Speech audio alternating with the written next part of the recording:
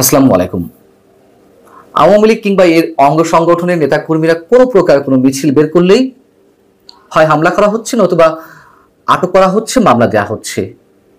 মজার বিষয় হচ্ছে এই যে হামলা বা মামলাগুলো, এগুলো কিন্তু এই মুহূর্তে আওয়ামী লীগকে যারা তুমুলভাবে নিশ্চিহ্ন করতে চায়, সেই জাতীয় নাগরিক পার্টি বা ছাত্রদের যে রাজনৈতিক দল, তাদের নেতাকর্মীরা করছেন না। করছে কারা? করছে হচ্ছে পুলিশ। জাতীয় নাগরিক পার্টি করলেও আমরা ধরে নিতাম যে প্রতিহিংসা রাজনীতি থেকে এটি করা হচ্ছে, কিন্তু সরকার কেন এটি করবে? কোন আইনের ভিত্তিতে? যদি কারোর নামে মামলা থাকে, যদি কেউ হুমকি হয়ে থাকে, সন্ত্রাসী কর্মকাণ্ড করে থাকে, অবশ্যই তার বিরুদ্ধে অ্যাকশন নেওয়া যেতে পারে আইন অনুযায়ী। যেমন গত মঙ্গলবার রাজধানীর কয়েকটি জায়গায় যে ঝটিকা আওয়ামী লীগের মিছিল হলো, তার একটিতে নেতৃত্ব দিয়েছিলেন আওয়ামী লীগের ঢাকা মহানগর শাখা দক্ষিণের সাধারণ সম্পাদক শাহ আলম মুরাদ। তার নামে 6টি মামলা রয়েছে। সেগুলো বিতর্কিত হোক আর যাই হোক, মামলা রয়েছে, তাকে আটক করা হয়েছে। আমরা ধরে নিলাম যে আইনগতভাবেই তার বিরুদ্ধে অ্যাকশন নেওয়া হয়েছে।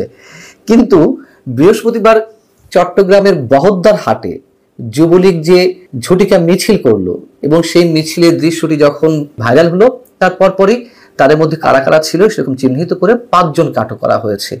কি কারণে? তারা কি কোনো প্রকার সন্ত্রাসী কর্মকাণ্ড করছিল, ভাঙচুর করছিল, তাদের নামে কোনো মামলা আছে? এবং কোনো প্রকার সন্ত্রাসী হুমকি ছাড়া যদি তাদেরকে আটক করা হয়ে থাকে, তার মানে আমরা ধরে নেব যে যারাই আওয়ামী লীগের নাম নেবে, যারাই আওয়ামী লীগের ন্যূনতম কোনো কর্মকাণ্ডের সঙ্গে যুক্ত হবে, তারা সবাই অপরাধী। যদি তাই হয়ে থাকে, আওয়ামী লীগের যে এখনো লাখো কোটি সমর্থক রয়েছেন, পাড়ায় মহল্লায়, গ্রামে গঞ্জে শহরে, লিস্ট করা হোক, বাড়ি বাড়ি গিয়ে হানা দেওয়া হোক, ধরে জেলে পোড়া হোক। আওয়ামী লীগ তো কোনো নিষিদ্ধ দল নয়। আমরা তো ছাত্রলীগ যেহেতু নিষিদ্ধ হয়েছে, সে যেভাবেই হোক না কেন, যত বিতর্কের মধ্যেই এটিকে নিষিদ্ধ করা হোক না কেন, নির্বাহী আদেশে তো নিষিদ্ধ হয়েছে, তাদের পক্ষে তো কিছু বলছি না। আওয়ামী লীগ তো এখনো নিষিদ্ধ হয়নি, নিষিদ্ধও করবেন না। আবার তাদের নাম গন্ধ কেউ নিলে বা কোনো প্রকার মিছিল বা যে কোনো ধরনের কর্মকাণ্ড চালানো হলে তাদেরকে আটক করা হবে। এটা কোন ধরনের আইন? নিষিদ্ধ করে দিন, সমস্যা কি? আওয়ামী লীগ যে চরিত্র আমাদের সামনে উপস্থাপন করেছে, 15.5 বছর ধরে জামাত ইসলামী কিংবা বিএনপি কাউকে নামতে দেওয়া হয়নি, যদিও নামতে দেওয়া হয়েছে, গড়ে গায়েবী মামলা হয়েছে, আটক করা হয়েছে, এক একজনের নামে 300-400 মামলা দেওয়া হয়েছে, কোর্টের বারান্দাতে মানে অনেকের সারা বছর কেটে গেছে। এ তো দেখছি আওয়ামী লীগের চেয়েও ভয়ঙ্কর চরিত্র ধারণ করছে সরকার। কি কারণে? সরকার কি কারণে ভয় পাচ্ছে? নিষিদ্ধ বা কেন করা হচ্ছে না? আর নিষিদ্ধ করলেও অথবা যেই প্রক্রিয়া চালানো হচ্ছে, যে স্টিম রোলার, তাতে করে কি এই দলকে নিশ্চিহ্ন করা সম্ভব হবে? জামাত ইসলামী কিংবা বিএনপির উপরে আওয়ামী লীগ যে স্টিম রোলার চালিয়েছে, তাদেরকে নিষিদ্ধ করা গেছে, নাকি আরো শক্তিশালী হয়ে ফিরে এসেছে?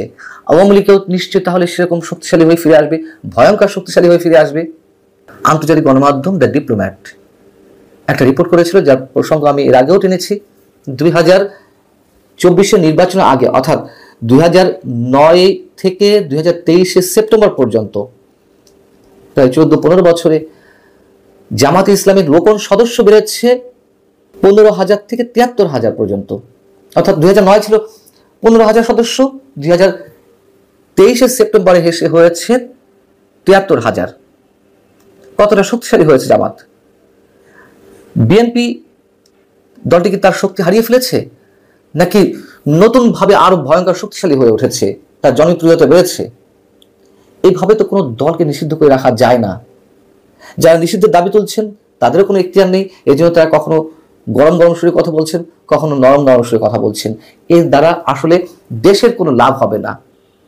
এবং আওয়ামী লীগের বিরুদ্ধে মানুষের যে বিস্ফোরণটি ঘটেছিল, তা তো এসব কারণেই। আওয়ামী লীগকে যে করুণ পরিণতি বরণ করতে হয়েছে, এই সরকার কি একটু ভাবে না যে তারা যা করছে একেবারে দলীয় একটি সরকারের মতো আচরণ করছে, অথচ সেটি থেকে অন্তর্বর্তী সরকার? এই কথাগুলো বললে আমাদেরকে কারো না কারো দালাল বানিয়ে দেওয়া হয়। আওয়ামী লীগও দিয়েছিল, বিএনপি দালাল বানিয়েছিল, জামাতে দালাল বানিয়েছিল, এখন আবার ফ্যাসিবাদে দোষ বানানো হচ্ছে আমাদেরকে। আমাদের কি স্বার্থ? কোনো স্বার্থ নেই। চাই যে এই দেশটা, এই সমাজটা একটা সুস্থ রাজনৈতিক ধারার মধ্যে দিয়ে যাক। এবং যে সংস্কার বলে চিৎকার করা হচ্ছে, তা কি কারণে? সুস্থ একটা রাজনৈতিক ব্যবস্থা সৃষ্টি করার জন্যই তো, এটাই তো উপলক্ষ। যদিও কিছুই হবে না আমরা জানি, কিন্তু তাদের সেই গলা ফাটানোর চিৎকারের শব্দগুলি যদি আমরা নিয়ে আসি, তাহলে এটি কোনো সংস্কারের পর্যায়ে ন্যূনতম কোনো স্বাক্ষর রাখে? সরকার যেহেতু এ ধরনের কর্মকাণ্ড চালাচ্ছে, সমন্বয়কদের দল বা তাদের অনুসারীরাও তো একই কাজ করবে। সরকার যেহেতু পথ দেখাচ্ছে, পুলিশই বল প্রয়োগ করা হচ্ছে, তার মানে আওয়ামী লীগের নেতাকর্মীদের ধরে পেটালে, তাদের সর্বস্ব লুট করে নিলে সরকার কিছু করবে না। একটা প্রচ্ছন্ন সমর্থন সরকার রয়েছে, যারা আওয়ামী বিরোধী প্রচন্ডভাবে, তারা এটি মনে করবে বা এটি করেই যাবে। আমাদের এক মহান প্রেস সচিব আছেন, প্রধান উপদেষ্টার, তিনি তার ফেসবুক পেজে বৃহস্পতিবার একটি পোস্ট দিয়েছেন। কি দিয়েছেন? ক্রিকেটার সাকিব আল হাসানকে নিয়ে বলেছেন, সাকিব আল হাসান রাজনীতিতে জয়েন করে ভুল করেননি, তার ভুলটা ছিল আওয়ামী লীগে জয়েন করা। তার মানে আওয়ামী লীগ করতে পারবে না মানুষ। আওয়ামী লীগ অপকর্ম করেছে, আওয়ামী লীগ সরকার অপকর্ম করেছে, তার শাস্তিটি সমমানের পেয়েছে, এর চেয়ে কঠিন শাস্তি হয় না। যেভাবে ভয়ঙ্কর পতন ঘটেছে আওয়ামী লীগের, এই সরকার কি একটু ভাবে না যে তাদেরকে কি করুণ পরিণতি বরণ করতে হবে? যেটা বলছিলাম, তো আওয়ামী লীগ করা যাবে না, তার মানে আর সব দল করা যাবে। এটি হচ্ছে প্রেস সচিব মিস্টার শফিকুল আলমের বক্তব্য অনুযায়ী। আওয়ামী লীগ সন্ত্রাসী দল, ফ্যাসিবাদী দল, স্বৈরাচারী দল, কর্তৃত্ববাদী দল সব মেনে নিলাম, কিন্তু যারা যুদ্ধাপরাধের সঙ্গে জড়িত, যাদের বিরুদ্ধে ভয়ঙ্কর সব অভিযোগ রয়েছে, তাদের বিরুদ্ধে কি এই প্রেস সচিব মিস্টার শফিকুল আলম থেকে শুরু করে ছাত্র সমন্বয়কদের যে দল, তাদের নেতাকর্মী, সরকার কোনো কথা বলে না? উদ্দেশ্য তো একটাই, যে আওয়ামী লীগকে নিশ্চিহ্ন করা হবে।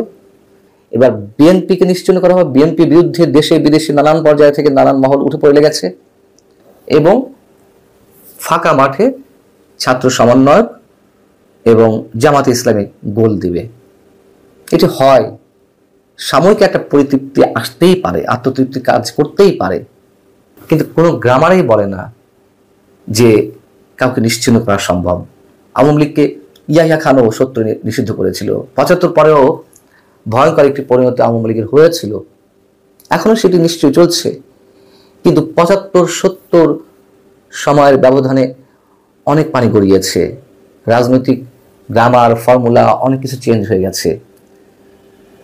আর সরকার এত ভয় পাচ্ছে, নিশ্চয়ই এটি মনে করছে যে এগুলো করতে দিলে আওয়ামী লীগ ভয়ঙ্করভাবে ফিরে আসবে, তাদের মোকাবেলা করাটা কঠিন হবে। ভয় পেয়ে যদি প্রতিশোধ পরায়ণ হয় বা প্রতিহিংসা পরায়ণ হয়, তার রেজাল্টই তো আরো ভয়াবহ। আল্লাহ হাফেজ, ভালো থাকুন সবাই।